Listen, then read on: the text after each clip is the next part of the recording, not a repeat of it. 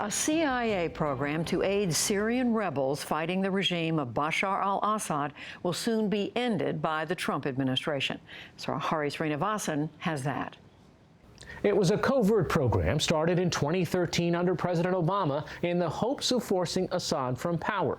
The news that President Trump would end the operation was first reported by the Washington Post yesterday.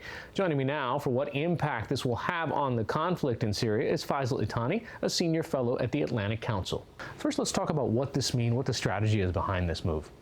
Well, this is something, this is a campaign, a strategy that's actually been rolled back for a long time. Initially, it started as under the Obama administration as a tool to put pressure on the Assad regime, military pressure, to get them to negotiate. That didn't work. When the Russians came into Syria in 2015, the stakes became really too high and the risks became too high for the administration to keep on pushing with a proxy war program like this. So this is basically a rollback of that and an indication that we've entered a whole different phase of the war. You know, we've seen the Trump administration repeatedly say our focus is on defeating ISIS. Does this move help in the fight against ISIS? Not so much. It doesn't have any immediate benefit on the fight against ISIS, but I think what the president was saying and thinking was that we don't want anything to potentially distract or sort of siphon resources away from the fight against ISIS. So why are we doing this thing? Why do we have this program?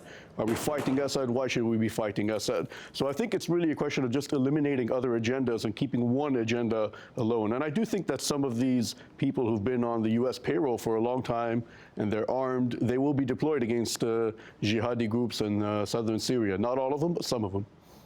You know, the rebels that are affected by this particular operation seem to be in the area that's right now holding tentatively under a ceasefire, right?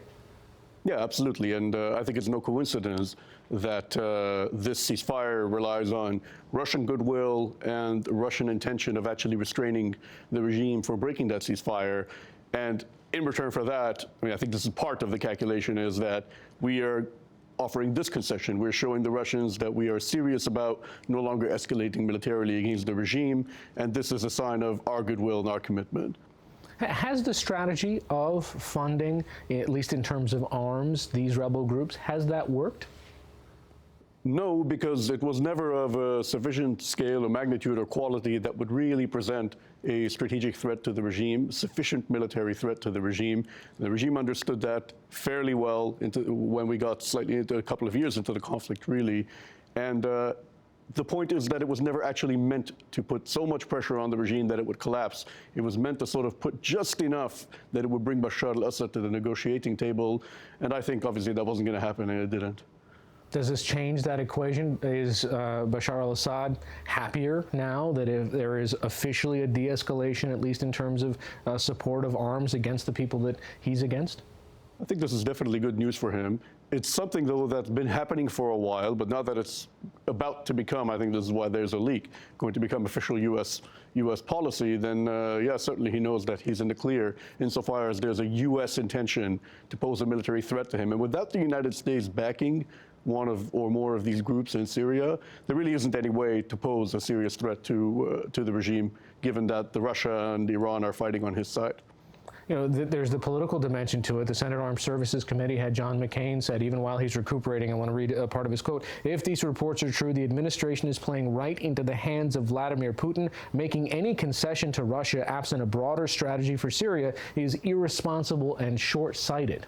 I think what Senator McCain is really saying is he doesn't agree with the policy of leaving Bashar al-Assad alone and focusing only on ISIS and letting the Russians dictate the way that that plays out in terms of ceasefires. If you've decided that that's the course, this isn't really a concession. This is actually what our strategy is.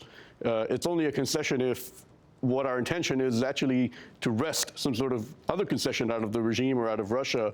And I don't think that's the case. I think we're really just hoping that the Russians will deliver on the ceasefire agreements. And, well, let's see if that happens. I'm very skeptical, but let's see. What about the aggressions that have happened on the parts of the Assad regime and the Russians, and sometimes their indiscriminate bombing of innocent civilians and so forth? If we decide to de-escalate this, does this decrease our voice at the table?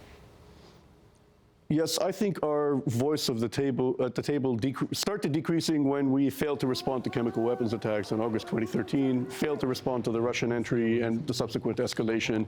I think all the parties really on the other side have already sort of taken measure of us and understood what our commitments are, what they aren't, and that we don't have the stomach for a fight against Bashar al-Assad, or even the stomach for sort of stopping these sort of atrocities that you're talking about. So these will continue until they're no longer needed. And then you'll see one opposition area after the other come under regime control. And definitely, I mean, there's nothing standing in the way anymore in, for example, southern Syria. All right, Faisal Litani, thanks so much. Thank you.